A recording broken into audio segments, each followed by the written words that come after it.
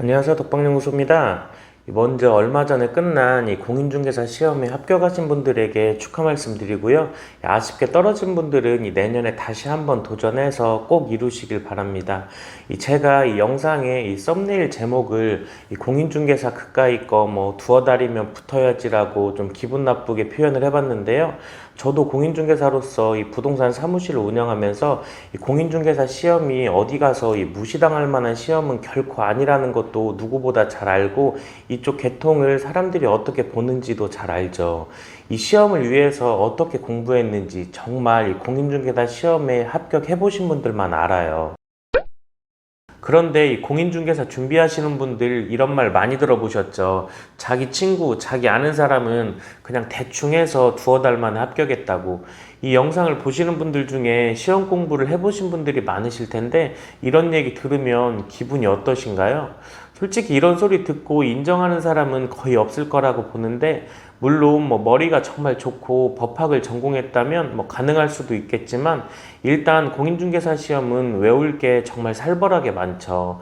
이 법학을 전공했어도 다른 분야라면 외우는 건 일반인들하고 큰 차이가 없어요. 공부하는데 주변에서 이런 소리 들으면 정말 기분도 상하고 자괴감까지 들어서 힘들어질 텐데, 그냥 주변에서 이런 소리 하는 사람이 있거나 어디 인터넷이나 유튜브에서 이런 걸 보면 그냥 저렇게 똑똑하고 잘난 사람도 있구나 하고 너 잘났다 하고 잊어버리는 게 좋아요. 그런데 이 두세 달 만에 평균 60점, 거의 커트라인으로 합격하신 분들이 많이 하는 소리가 있죠. 60점만 넘기면 합격인데 이 고득점도 필요 없고, 이 점수는 실제 일하는 실무랑 전혀 상관이 없다고들 하는데, 맞아요. 60점만 넘으면 합격인데 굳이 80점, 90점 맞을 필요는 없죠. 이 고득점으로 합격했다고 해서 중개를 더 많이 해서 이 계약률이 높아지는 것도 아니니까 딱히 틀린 말은 아닌 것 같아 보이는데, 사실 저는 이 말에 동의하진 않아요. 대부분 공인중개사를 합격하고 나면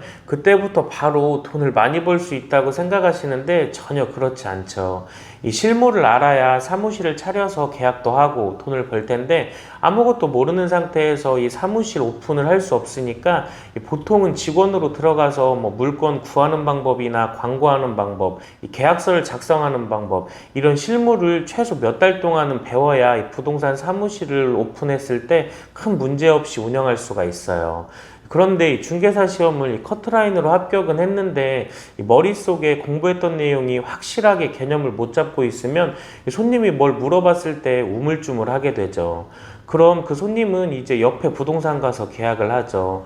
내가 며칠 동안 공들였던 손님인데 진짜 마음이 아프죠. 그래서 이 시험 공부를 할 때 무조건 외워서 이 커트라인으로 합격만 하면 된다는 생각보다는 어느 정도 개념을 이해하면서 공부를 한다면 이 실무를 배우면서 계약을 할 때 큰 도움이 돼요.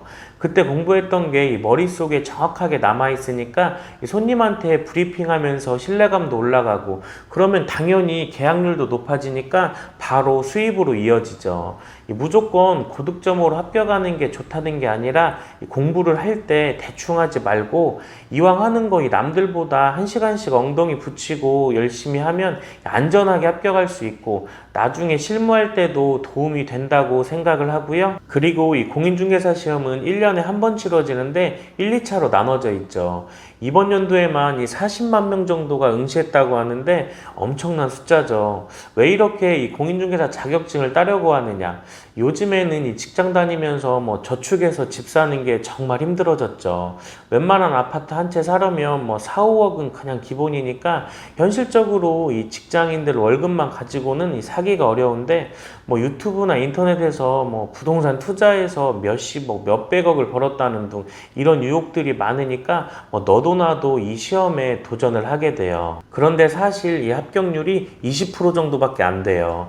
예전에는 이 중년의 고시라고 해서 은퇴자분들이나 나이가 있는 중년분들이 많이 준비를 했다면, 지금은 이 갈 곳 없는 20, 30대 분들이 정말 많아졌죠. 그래서 제2의 수능이라고들 하던데 이제는 정말 보통 시험은 아니에요. 해보신 분들만 알아요. 이렇게 열심히 공부해서 이 자격증을 취득하면 이 수입이 어떻게 되느냐 많이들 궁금하실 텐데, 요즘에는 이 대출금리가 높아서 거래가 거의 안 되는 상황인데, 이 부동산들이 지금 같은 시기에는 뭐 거의 수입이 없다고 보시면 돼요. 이 부동산들마다 각자 주력으로 하는 분야들이 있는데, 주로 이 여성분들은 아파트 위주로 중개를 많이 하고, 이 남자들은 상가나 뭐 토지 개발 쪽으로 방향을 잡고 일하시는 분들도 많아요. 이 규모가 큰 토지나 뭐 상가 같은 걸 중개하면 이 수수료가 적게는 몇백에서 몇천 대까지도 가능한데, 사실 쉽지가 않죠.